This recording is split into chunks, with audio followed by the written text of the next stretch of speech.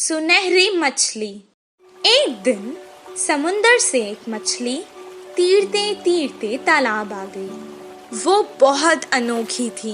तालाब की मछलियाँ उसे गौर से देखने लगी। उसी वक्त एक मछुआरा वहाँ तालाब की मछलियाँ पकड़ने आया। तालाब के मछलियों को शिकारी के बारे में पता था। जैसे ही उसने जाल डाला, सारी मछलियाँ तुरंत वहाँ से भाग गई और ये सुनहरी मछली जाल में फंस गई। मछुआरे ने कहा, ये मछली तो कितनी बड़ी है, इसे मैं घर ले जाकर छोटे छोटे टुकड़े कर कर सुखा कर बहुत दिन तक खा सकता हूँ। ओ मछुआरे, मुझे मत मारो, मैं तुम्हारी मदद कर सकती हूँ। मछली की बातें सुनकर, अरे ये मछली तो बात भी कर सकती है, बताओ तुम मेरी क्या मदद कर सकती हो? अभी तो मैं तुम्हें तालाब से निकाल कर घर ले जाता हूँ, वरना तो तुम मेरे हाथ से निकल जाओगी।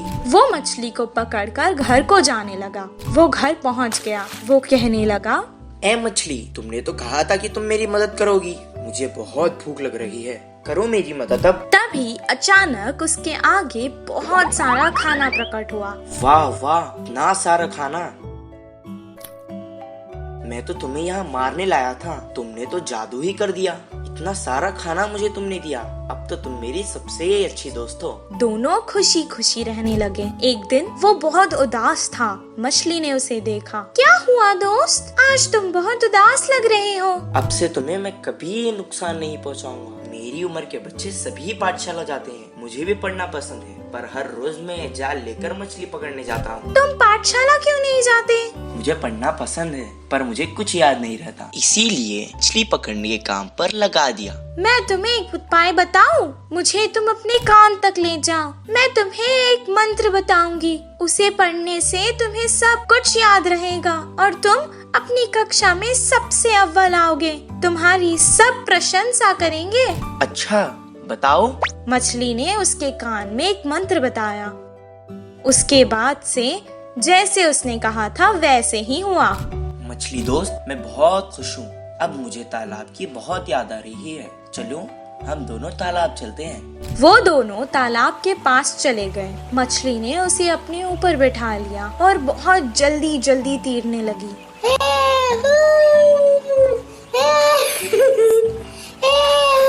और उसने सारे तालाब की सैर करवाई उसे। सबको देखकर वो बहुत खुश हुआ। जब उसका मन भर गया, वो वापस घर जाने लगा। मछली ने कहा, दोस्त, तुम अकेले ही क्यों जा रहे हो? मुझे भी अपने साथ ले जाओ। मैं जितना खुश पाठशाला में होता हूँ, आज मैंने देख लिया कि तुम उतना ही खुश तालाब में होती हो। मैं तुम्हें तुम्हारी खुशी से दूर नहीं कर सकता, इसीलिए मैं तुम्हें यहाँ छोड़कर जा रहा हूँ। मैं वापस जरूर आऊँगा दोस्त। इस कहानी से हमें ये शिक्षा मिलती है कि जिस काम में हमें खुशी मिलती है वही काम करना चाहिए और जहाँ रहने में खुशी होती है वही रहना चाहिए। कौवे की चालाकी। एक जंगल में दो बड़े बड़े पेड़ पास पास थे। एक पेड़ पे कौवे घोंसला बनाकर रहते हैं तो दूसरे पेड़ पर कबूतर रहते थे। पूरा दिन खाना ढूंढते हुए शिकार के लिए भागते थे। शाम ढलते ही अपने अपने स्थानों पर विश्राम करते थे। कौवे के समूह में एक अति आलसी कौवा रहता था। वो उठना ही देर से उठता था। बाकी सारे खाने के लिए बाहर जाते हैं तो ये कहीं ना जाते हुए पेड़ पे ही आराम से रहता था। कुछ ही देर में वो सारे खाना लेकर खाते समय उनमें मिलकर छीन के खाता था। ऐसे उस दिन उनके लाई हुई खाने को समेटकर कौवे एक तरफ और कबूतर एक तरफ समूह में आकर खाते हैं। तो कौवे हर समय झगड़ते हुए अपने अपने बल से आहार लेते थे। कबूतर तो सब मिलजुल कर रहते थे, बिना किसी झंझट के एक सामान बांटकर खाते थे। उन कबूतरों की एकता देख आलसी कौवे ने सोचा कि आहा, उन कबूतरों को तो देखो कितने अच्छे हैं और हमारे देखो कैसे हैं। छी, अगर जन्म लेना ही है तो शेर की तरह लेना चाहिए या फिर कबूतरों की तरह लेना चाहिए। बोलकर बहुत ही उदास हुआ। कुछ देर सोच में पड़ गया और चालाकी से एक चाल चली। कपड़ों को रंग डालने वाले के घर जाकर सफेद रंग में डूब के उठा। उसके बाद अपने आप मुझे देखकर उछलने लगा। देखने के लिए कितना सुंदर हूँ, कोई भी मुझे कबूतर ही सोचेगा और कबूतरों के साथ अच्छे से गा सकूंगा। उड़ते हुए जाकर कबूतरों के समूह में मिल गया। धीरे से अच्छे से खा रहा था। खाने के लिए झगड़ा कर रहे कौवे को देख नफरत करने लगा। ऐसे कुछ दिन बाद उस आलसी कौवा बिना कष्ट किए आराम से रहने लगा। एक दिन भूख से बहुत भाग गया। गले में खाना अटकने से पानी के लिए रोक नहीं पाया और तुरंत बोल के जोर से चिल्लाने लगा। इससे कौवे की पोल खुल गई और क्या, सारे कबूतर मिलके कौवे को चोट से मारते हुए भगा दिया। अरे बाबा, थोड़ी भी रहम ना खाते हुए चोट से मार रहे हैं। अब फायदा नहीं, मैं मेरे रूप में बदलना ही ठीक है, बोल के सोचकर पानी में डूबा। मजाक ये था कि वो कड़ी रंग होने के कारण वो गया ही नहीं। बिना कुछ समझते हुए अकेला ही रह गया। अब देख देख के भूख ना सह पाते हुए आखिर में कौवे के खाना खाकर उनके समूह के पास चिल्लाते हुए आया। वो कोई अजनबी पक्षी है समझकर सारे कौवे एक होकर उसे भगा दिया। उस आलसी कौवे की चाल विफल होकर उसके लोग भी आने नहीं देने से आखिर में अकेला रह गया। इस कहानी की नीति है कि बाजू वालों के लिए भागने से अच्छा हमारे लोगों से खुश रहे। जादुई बिजली। एक गांव में रामू, सोनू और मोनू नामक 3 दोस्त रहा करते थे। रामू एक किसान था, वो खेत में काम करके खुश रहता था। सोनू एक दूध वाला था, मोनू एक दुकानदार था। एक दिन तीनों दोस्त शहर को कुछ काम से गए। काम पूरा होने तक शाम हो गई। शाम को जब वो लौटकर गांव वापस जा रहे थे, उनको जंगल पार करके वापस जाना था। अचानक आसमान में बादल आ गए। कुछ देर तीनों दोस्त एक दूसरे से मशवरा करने लगे, फिर आगे चलते रहे। अचानक बादलों में बिजलियां कड़कना शुरू हो गई। वो डर गए। सोनू ने कहा, बाप रे, बिजली को देख रहे हो? लगता है आज तो हम जंगल में ही फंस जाएंगे। हाँ हाँ, सही कहा तुमने। आज तो ऐसे ही लगता है। बहुत रात हो चुकी है, अब हमें आगे नहीं जाना चाहिए। हम जंगल के बीचों बीच है। अब अगर हम आगे जाएंगे तो भी खतरा है, पीछे जाएंगे तो भी खतरा है। इससे बेहतर है हम आगे चले जाएं। इतना कहकर वो बैलगाड़ी आगे चलाने लगा। थोड़ी दूर जाते ही जोरों की बारिश शुरू हो गई। जंगल में बहुत ज्यादा अंधेरा था और ऊपर से तेज बारिश और बिजलियां कड़क रही थी। ये सब देखकर वो डरने लगे। अचानक उनकी बैलगाड़ी के सामने एक बड़ा सा पत्थर आ गिरा। तीनों बैलगाड़ी से उतर गए और एक पेड़ के नीचे रुक गए। मैंने तो पहले ही कहा था वापस चले जाएंगे। सब देखो क्या हो गया।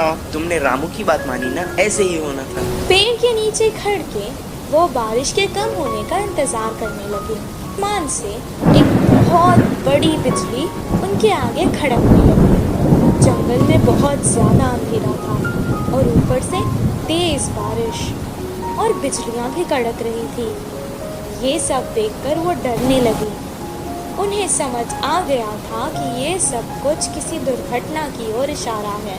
मुझे लगता है कि भगवान में से हम तीनों में किसी एक को सजा देना चाहता है। अब पता नहीं वो हम तीनों में से कौन है। ऐसा ना हो, मुझे लगता है भगवान हम में से किसी पापी को सजा देना चाहता है। अब पता नहीं वो हम तीनों में से कौन है। ऐसा ना हो किसी एक के कारण हम तीनों को सजा मिले। मैंने आज तक कोई पाप नहीं किया। मैं जाकर उस बिजली के आगे खड़ा हो जाता हूँ। अगर मैं पापी हूँ तो मुझे सजा मिलेगी। जैसा उसने कहा था उसे कुछ नहीं हुआ। वो वापस पेड़ के नीचे आकर खड़ गया। मोनू भी अपने मन में सोचने लगा, उसने तो कभी कोई पाप नहीं किया था। सोनू की तरह वो भी बिजली के आगे खड़ गया, उसे भी कुछ नहीं हुआ। अब रामू की बारी थी। वो सोचने लगा कि बाकी दोनों तो बच गए, अब भगवान को उसे ही सजा देनी होगी। लेकिन उसने भी तो कोई पाप नहीं किया था। वो डरते डरते बिजली के आगे खड़ गया। तभी अचानक बिजली वहां से पेड़ की तरफ चली गई और पेड़ के ऊपर गिर गई। पेड़ जल गया और उसके नीचे खड़े सोनू और मोनू मर गए। रामू को कुछ देर तक समझ ही नहीं आया कि आखिर हो क्या रहा है। दोनों दोस्तों की मौत पर वो बहुत दुखी हुआ और रोने लगा। हे भगवान, ये क्या हो गया? अगर अब मैं इन दोनों के बिना गांव जाऊंगा तो गांव के लोग मुझे ही इनका मौत का जिम्मेदार समझेंगे और मेरी बहुत बेइज्जती होगी। इससे बेहतर है मैं यहीं अपने दोस्तों के साथ मर जाता हूँ। रामू बहुत देर तक रोने लगा और रोते रोते वो भी मर गया। और अचानक एक देवी आकाश से प्रकट हुई और वो रामू की अच्छाई से बहुत खुश हुई, इसलिए उसने तीनों को जीवित कर दिया। रामू, तुम बहुत अच्छे हो इंसान। रामू, तुम बहुत अच्छे इंसान हो। तुमने कभी कोई पाप नहीं किया है। और तुम्हारे ये दोस्त सोनू, ये जो दूध बेचता था उसमें पानी मिलाया करता था और दूध को बहुत महंगे दाम पर बेचता था। तुम्हारा ये दोस्त मोनू, ये जो व्यापार करता था, ये दुकान के सामान में मिलावट करता था और बहुत महंगे दाम पर बेचता था। तुम ही बताओ, क्या ये पाप नहीं? पर तुम बहुत अच्छे हो, सबकी मदद करते हो। तुमने ऐसे पापियों के लिए अपनी जान दे दी। मुझे अच्छा लगा। अब मैंने खुश होकर तुम तीनों को जीवित कर दिया है। सोनू, मोनू, तुम्हारी जिंदगी का कारण आज रामू है। अपने पाप छोड़ दो और अच्छे इंसान बन जाओ। सोनू मोनू ने अपनी गलती का पश्चाताप किया और अपने आप से वादा कर लिया कि अब वो कोई पाप नहीं करेंगे। और रामू जैसा अच्छा दोस्त पाकर वो बहुत खुश हुए। तीनों बैलगाड़ी में बैठकर वापस गांव आ गए। अगले ही दिन से वो अपने अपने काम पर लग गए। सोनू अब दूध में पानी बहुत कम मिलाता था और मोनू सही दाम पर सही तोलकर बिना मिलावट वाला सामान बेचता था। इस कहानी से हमें ये शिक्षा मिलती है कि अगर हम अच्छा करेंगे तो हमारे साथ अच्छा ही होगा।